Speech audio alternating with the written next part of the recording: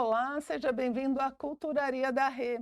Hoje eu vou levar você para dar uma voltinha no inferno. Vamos lá? Vamos conhecer o inferno de Dante. E é bom você ficar comigo até o final do vídeo para a gente sair junto dessa, ok?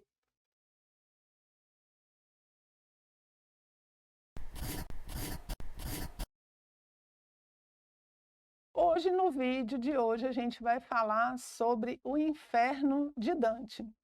Se você não está aí habituado com a obra, dá uma olhadinha no vídeo que tem no canal falando da introdução da obra e da vida desse grande autor, que foi Dante Alighieri, que viveu em Florença e foi exilado em determinado momento da sua vida e acabou falecendo em Ravenna.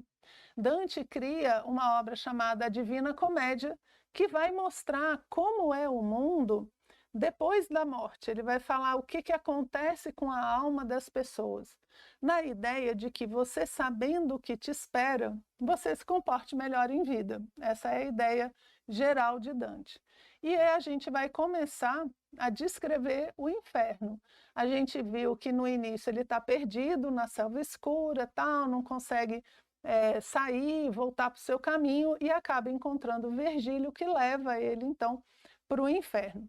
E o inferno é dividido em 9 círculos. Lembra que eu falei para vocês? Dante é louco com o número 3, referência muito à Santíssima Trindade. Então são 9 círculos no inferno. E a gente vai ver como é que ele se estrutura e quem é que está lá. O inferno, gente, ele começa com as coisas mais leves, e à medida que você vai descendo no inferno, que é um cone, né, ele vai ficando cada vez mais pesado. Ele vai ficando cada vez mais denso, digamos assim, né, à medida que você vai descendo e os pecados vão piorando. Então, o que Dante faz aqui? Ele monta uma hierarquia. Ele coloca um julgamento nessa descida, ele vai dizendo a hierarquia ali dos pecados, das faltas cometidas pelas pessoas, tá bom? Então aqui dá esse cone aqui, é um dos mais didáticos que a gente tem para ver um por um de quais são os círculos do inferno. Vou falar eles para você um por um. E a gente começa com a entrada. A porta de entrada do inferno já é um negócio assim interessante, porque ela é grande, né? Você sabe que para entrar nos pecados, nos vícios, nas coisas, a porta é enorme, né? O problema é sair depois. E Dante chega ali com Virgílio e em cima tem um poema, e o finalzinho dele é assim: deixai toda esperança, ó vós que entrais. Olha só. O inferno é um lugar sem esperança, totalmente sem esperança. No momento em que você entra no inferno, você não tem mais a esperança de sair. É o lugar que você vai ficar na danação ali até o fim dos tempos. Por quê?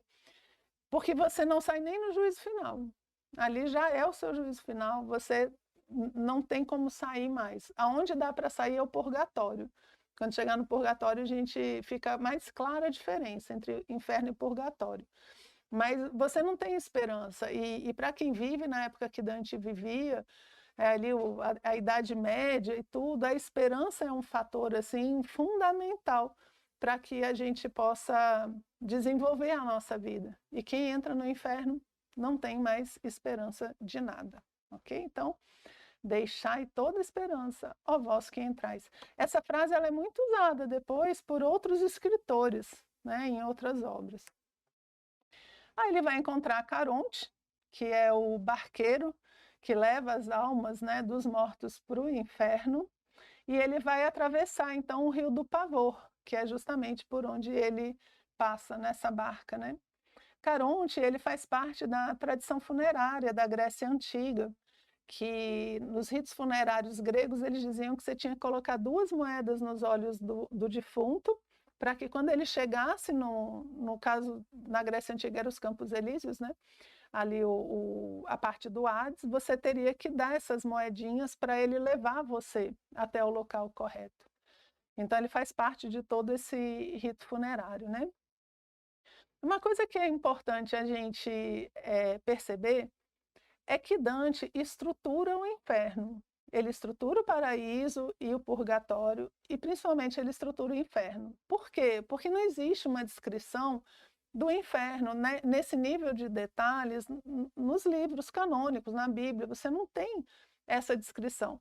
Tem uma danação eterna, na época de Virgílio também, o inferno, não é exatamente esse o nome, mas o local equivalente você tinha, mas assim, era todo mundo junto, não tinha essa divisão que Dante coloca.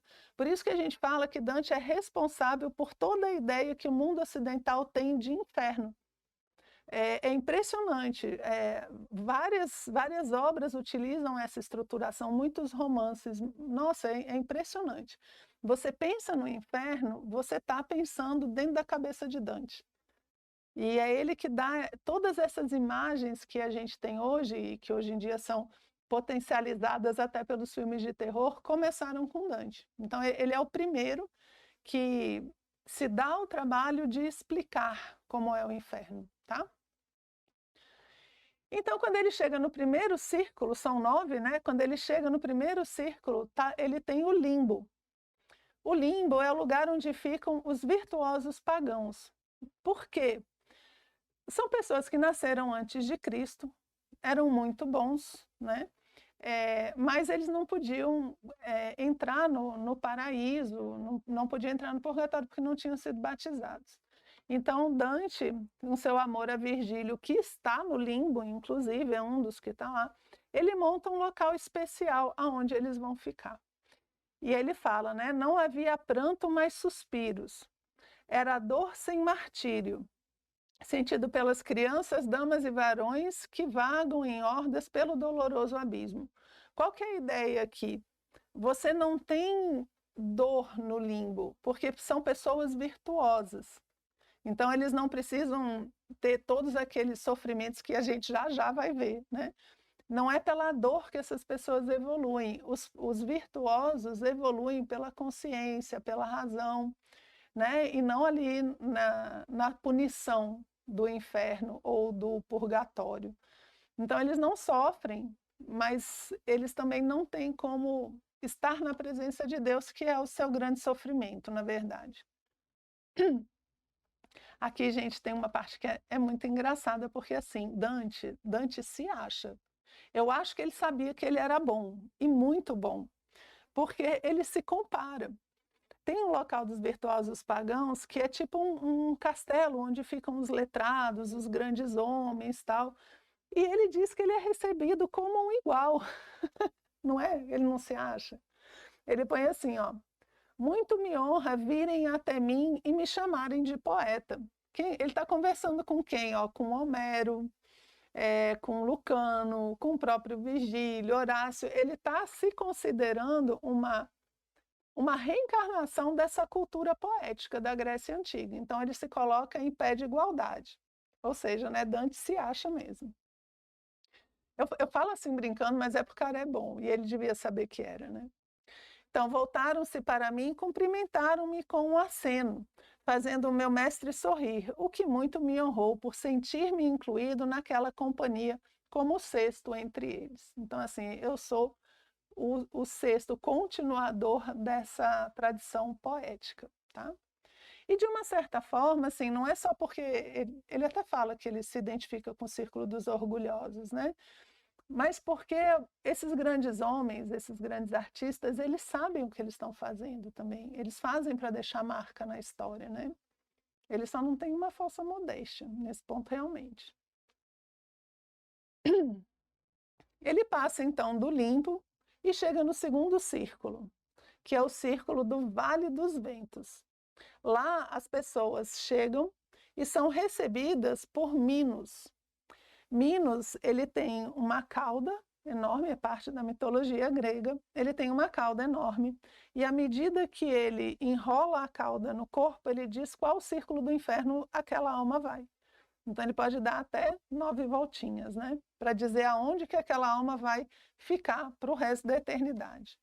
E ele começa a descrever. Desci para o segundo círculo, aonde o espaço se estreita, lembra que é um cone, né? A dor se amplia e nos machucam os lamentos que ouvimos. Então agora ele começa, antes não tinha dor, né? agora começam as lamentações de dores. E aqui no Vale dos Ventos estão os luxuriosos, aqueles que não submetem, né, o desejo à razão, mas sim a razão ao desejo.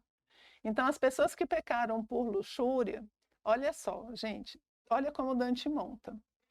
Como é que a pessoa fica, o exemplo que ele vai dar é de um casal de apaixonados que trai o marido, né? A mulher trai o marido com um amante por luxúria, e ela está lá no Vale dos Luxuriosos, no Vale dos Ventos, e vai conversar com Dante. Então, você imagina, a pessoa está apaixonada, né, a ponto de cometer uma traição, e como é que a paixão funciona nas pessoas, né? É aquela coisa de que você quer ir para um lado, a paixão te leva para o outro, você quer pensar um negócio, ela te leva para outro, a pessoa não consegue ficar parada e tem que ver aquele ser que ela está apaixonada. Então, é uma agitação constante. E como é que Dante traduz isso no inferno? Com ventos que não param. Os luxuriosos são obrigados a passar a eternidade nesses ventos, nessa espécie de furacão, aonde as almas elas estão sempre juntas, mas elas nunca se tocam. Se em vida você tocava o amante, aqui você é obrigado a ficar perto, mas nunca tocar, nunca ter contato. Então ele fala aqui, a ventania infernal que nunca cessa de carregar os espíritos em seu redemoinho, e ainda os verga, os golpeia, molestando-os. Quando chegam à beira do precipício, soltam gritos, gemidos e lamentos, e blasfemam contra a virtude divina. Compreende então que esta era a forma de castigo destinado aos pecadores da carne, que submetem a razão ao desejo. E ele coloca uma característica também aqui, que os luxuriosos nunca põem a culpa neles, a culpa é sempre dos outros. A própria Francesca aqui, que vai conversar com Dante, ela fala, não, eu traí meu marido, mas a culpa é do livro que a gente estava lendo. Eu estava lendo meu livro lá com fulano, aí no livro, que era de cavalaria, eu lanço, ela começa a beijar a donzela, e aí a gente acabou acontecendo. Então a pessoa não assume, né? A razão dela não percebe a responsabilidade dela, e ela não se arrepende. E está lá, no inferno aqui, então. Segundo círculo, luxuriosos. Terceiro círculo, os gulosos. E aí é engraçado ver que vai afunilando, e segundo Dante, cada um é mais pesado do que o outro, tá? Então ele põe aqui, no terceiro círculo, da chuva eterna, chuva maldita, gelada e torrencial, sempre igual na quantidade e na qualidade, ela jamais se altera. Enormes granizos, água escura e neve caem pelo ar tenebroso e infectam a terra em que tocam.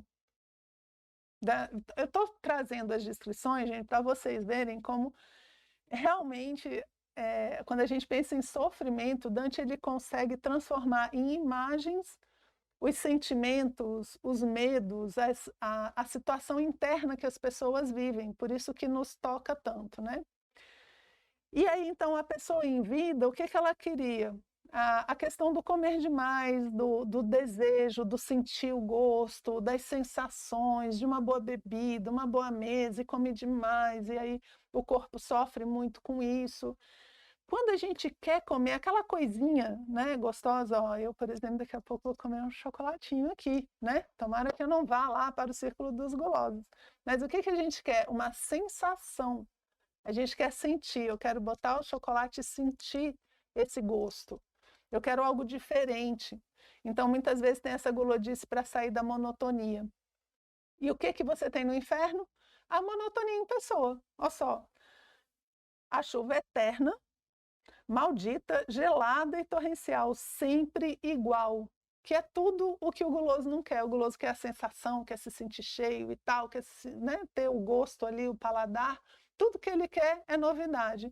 E no inferno ele é obrigado a ficar na mesmice, ok? Viu? Quando você for comer um pato tucupi, cuidado, cuidado. Não é gostoso, né? Vamos lá. Quarto círculo, avaros e esbanjadores. Eu acho aqui também muito interessante a imagem que Dante vai colocar aqui no inferno para esse pecado. Olha só a descrição. Eles se chocavam, depois de virem correndo de lados opostos, ao mesmo tempo gritando e empurrando pesos enormes com o peito, que aqui nessa imagem são como essas bolas, né, de pedra, como se estivessem empurrando, né? Batiam uma nas outras, dando-se encontrões, e depois recuavam, gritando entre si. Por que guardas? Por que desperdícios? Então você imagina a cena, né? Os avaros e os esbanjadores, com as suas, rolando essas pedras, eles vão andando, se batem, né? A batida é tão forte que eles recuam e um acusa o outro. Por que guardas e por que desperdícios? E eles ficam fazendo isso constantemente, sem nenhum tipo de pausa.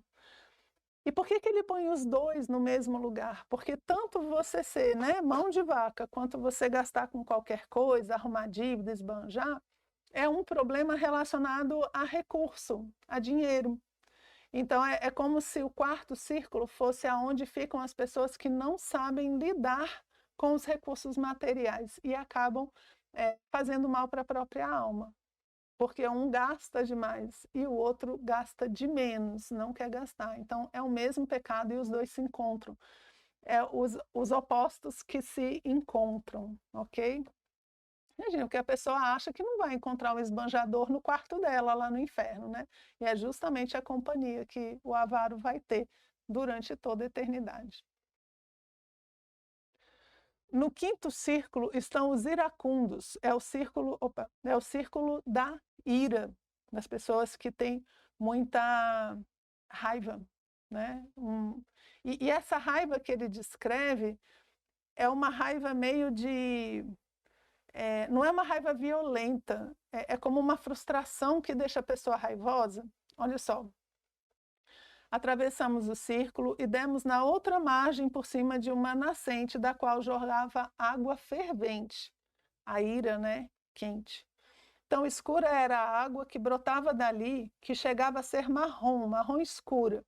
Essas águas formam um pântano chamado Estige. Triste riacho que desce ao pé de tristes e cinzentas margens. Então, a ira, ó, o negócio já está ficando, né, bem feio. Essa ideia do quente, né? Porque a pessoa que tem a ira, ela não é essa ideia que a gente tem, que ela vai ficando quente, fervendo de raiva, né? Que a gente fala. E agora ele fala que existem níveis de ira, né? Dependendo do quanto de ira a pessoa tem, ela fica com uma parte maior do corpo, para fora ou para dentro. Então, se eu tive menos ira, eu fico no estige até a cintura. Se não, eu fico com ele até, né, até o pescoço. Então, ali você vai vendo o nível de ira que a pessoa teve na vida. Então, aqui, ó, vi almas afundadas na lama, nuas, com ar furioso no rosto. Elas se batiam, não com as mãos, mas com a cabeça, o peito e os pés, arrancando pedaços uma das outras com os dentes. Né? Gente, o pessoal que vê filme de terror, né, faz filme de terror, deve ser tudo daí. Aglomeradas no lodo, essas almas dizem: triste vivíamos no doce ar, alegrados pelo sol, levando dentro de nós a obscura tibieza. E agora mais nos entristecemos nessa lama negra. Então, o que ele fala? Eu tenho o negro dentro de mim em vida, porque a ira vai enegrecendo a gente por dentro. Então, eles vivem ao sol, mas por dentro eles são negros. E agora eles vivem essa realidade. Agora que morreram, não tem mais esse sol e eles vivem somente a ira. Por isso que eles estão lá afundados no lodo. E ele ainda fala de um que é o raivoso que não fala nada, o iracundo que só fica remoendo por dentro. Diz que ele fica lá embaixo, fazendo bolinha, assim, blup, blup, blup. Sabe quando você está lá embaixo da piscina e aí você faz alguma coisa e faz blup, sai aquela bolinha? Ele diz que tem alguns irados que são assim, eles guardam tudo dentro de si, se tornam rancorosos, dolorosos, né, doídos durante a vida, e aí quando chega no inferno fica lá embaixo, só fazendo bolinha, né? Blup, blup, blup, blup. Tá aí o quinto círculo, o círculo da ira. E aí ele encontra, depois do círculo da ira, o castelo de Dite. Dite é um outro nome para o demônio, né? Para o demônio, Beelzebub, enfim, tem vários nomes. Esse castelo de Dite, ele é um marco dentro do inferno, né? Por quê? Porque a partir de agora, os pecados são intencionais.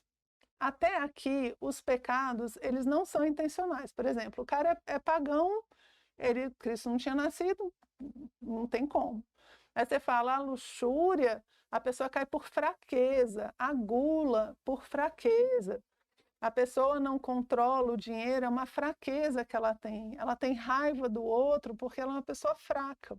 Então, até aqui, os pecados, eles são de problemas pessoais, fraquezas de caráter, enfim.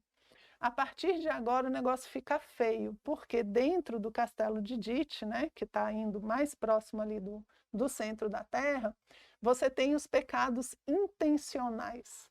A pessoa faz porque é ruim mesmo, certo? Por isso que ela está cada vez mais perto do inferno, né, de Lúcifer.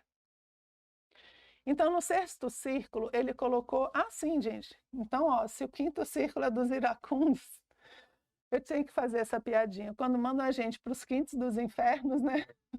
É aí no círculo 5, talvez, que a gente caia. Vamos lá, então, para o sexto círculo, o círculo dos heréticos, né? Ele fala, aqui estão os hereges e mais seus seguidores e todas as seitas. Os jazigos são mais ou menos quentes de acordo com o pecado. Então, quanto mais herege foi a pessoa, né?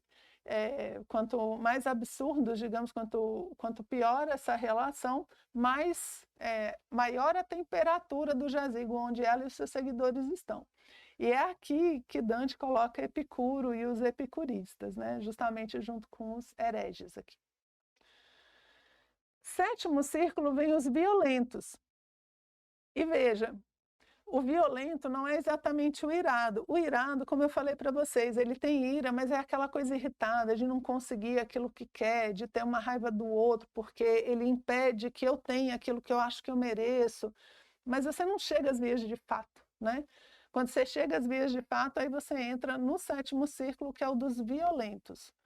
E aqui ele faz 3 vales, né? Ele faz uma subdivisão dentro desse círculo. Então, apesar de serem 9 círculos, né? Quando você vai vendo todas as subdivisões que Dante faz, dá muito mais pecados, tá? Então, olha só que interessante, ele encontra, né, um cidadão lá e ele fala assim, e ele está no círculo dos violentos, né? Quanto mais orgulhoso, mais és castigado. Nenhuma punição é tão adequada a ti quanto a tua raiva eterna. Então, olha, a pior coisa que pode acontecer para quem tem raiva é ter raiva. É a danação, né? Que ele fala que nenhuma punição é tão adequada quanto a tua raiva eterna. É a pior coisa que pode acontecer. De certa forma, o que ele está falando? Olha, não leva a nada. Não vale a pena ficar guardando essa raiva. E você pode estar me perguntando quem é este cidadão, né? E aí, quando a gente vai ler a obra, a gente vai ver que Dante coloca todos os inimigos dele nos lugares certos, né? E os amigos também, depois lá no purgatório, no paraíso. Mas todo mundo que fez mal para Dante está no inferno.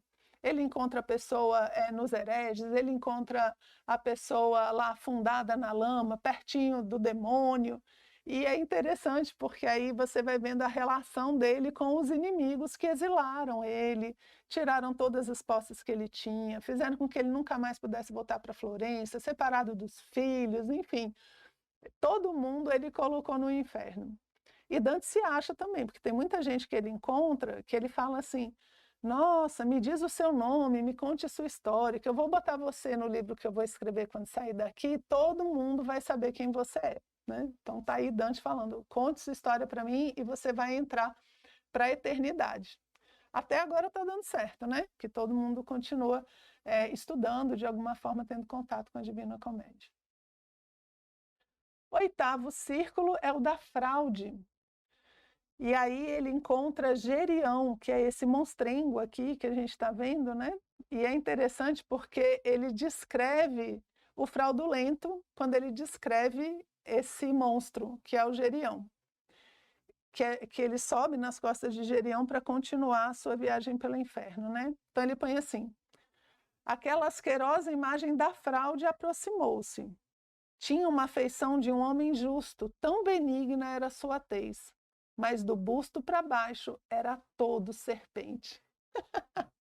não é assim fraudulento, gente. Para ele conseguir passar a perna na gente, tem que ter carinha de santo, senão a gente desconfia.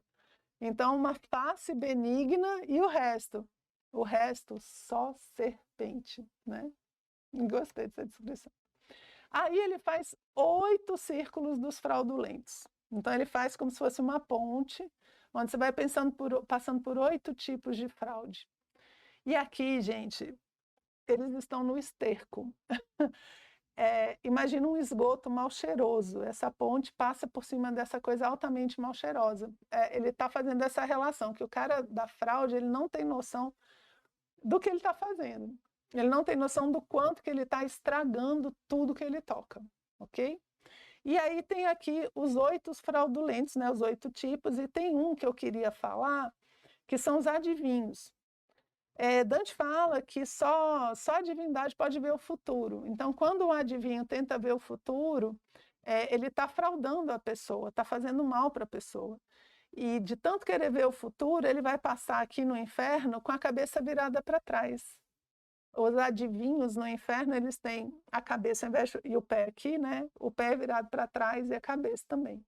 Então, eles não conseguem andar para frente. Olha só a ideia, né? E tem um monte de situações, né? Como se fosse assim, eu não consigo mais ir para esse futuro que eu dizia que conhecia, agora eu só consigo andar para trás. Né? Essa é a punição dos adivinhos. Aí cada um aqui tem a sua punição específica. E ele vai entrando então no 9º círculo do inferno, que é o pior de todos, segundo ele, que é o círculo dos traidores. Gente, e Dante foi traído, dá para entender direitinho por que são os traidores aqui. Que ele foi traído de todos os tipos, ele foi exilado, o Papa fez as coisas ali contra, olha, todo mundo. Então, para ele, os traidores são realmente a pior espécie de ser humano.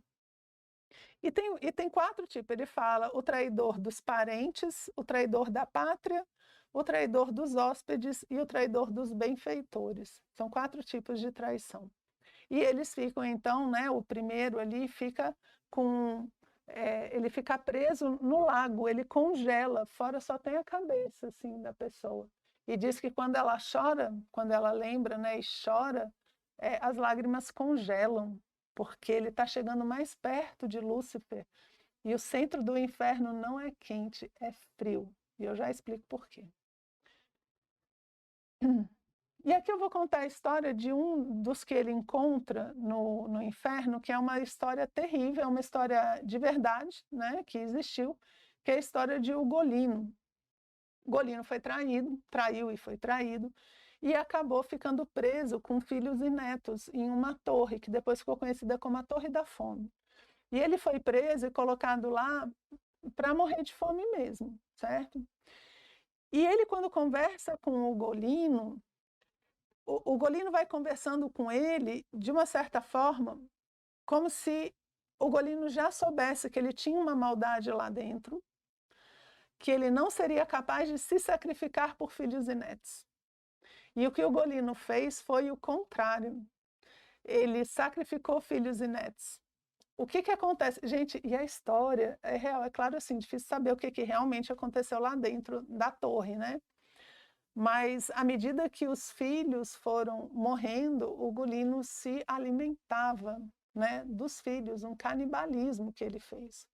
E aí ele está no inferno por conta disso. Dante mostra, né, na obra que ele não estava disposto ao sacrifício. Veja, quanto mais perto de Lúcifer, menos virtude, né, você tem. Então, olha que pesada essa história. E é uma história real, né? Realmente existe essa Torre da Fome. E o que Dante faz? Coloca ele lá junto com a pessoa que traiu ele, que também detestava o Ugolino, que é o Ruggieri. Então, os dois agora estão juntos no seu ódio, na sua raiva, né? Nas suas traições, e o Ugolino comendo a nuca do Ruggieri para o resto da vida. Depois vocês procuram Torre da Fome para ver a história do Ugolino certinho, tá? E aí Dante fala, ó poder divino, como são severos e duros os golpes com que vos vingais. Né? Quando ele olha ali tudo que ele passou no inferno, ele começa a achar que são penas muito duras. E, enfim, ele chega no 9º círculo e ele dá, ó, cara a cara com o capeta ali. E é interessante porque é um contraclímax, assim. Dante conversa com um monte de gente no inferno e quando chega na frente do demônio, ele não fala nada, ele não conversa, né? Ele não troca uma ideia. Ele simplesmente passa. Então eles descrevem aqui, né? Lúcifer, né, com a metade do tronco do imperador do doloroso reino, despontava para fora da geleira. Então, ele que é o imperador desse reino, né? Então, ele está cintura para baixo congelado e cintura para cima ele está livre, né? Agitavam-se as asas, tanto que 3 ventos se moviam delas. Por isso, o cocito congelava-se todo. Então, olha só, o inferno, ele é frio, ele não é quente. Quente são os outros, né? Ali a raiva, a violência e tal. Mas à medida que você vai chegando perto de Lúcifer, tudo vai ficando frio. E tem um momento que ele fala, frio como o coração do homem na ausência de Deus. Olha só, esse é o verdadeiro inferno. É você olhar para o seu próprio coração e não ter nada. Ele ser vazio, não ter nada divino dentro dele, nada espiritual dentro dele. Isso é o verdadeiro inferno, é a ausência de Deus na vida do homem. E por isso que quando você chega lá no fim, né, no inferno, está todo mundo congelado e não ardendo, como normalmente a gente pensa. E ele descreve, né, faz mais alguns detalhes ali em relação a esse encontro com o demônio, se segura nas costas dele, porque veja só, o demônio não é tão assustador assim, no fundo a gente comete os pecados por nossa fraqueza, por nossa falta de caráter, não porque a gente foi tentado por um ente externo, tanto que Dante e Virgílio se seguram nas costas ali, nos pelos atrás das costas dele, e escorregam para chegar na montanha do purgatório. Ou seja, ele não é tão violento assim. A gente, no final, precisa assumir que somos nós mesmos que criamos esses problemas, esse inferno na nossa própria vida. Ok? E aí eles descem, então, pelas costas e vão chegar na montanha do purgatório, que eu vou contar para vocês num outro vídeo, ok? Espero que vocês tenham gostado e a gente se vê no próximo encontro.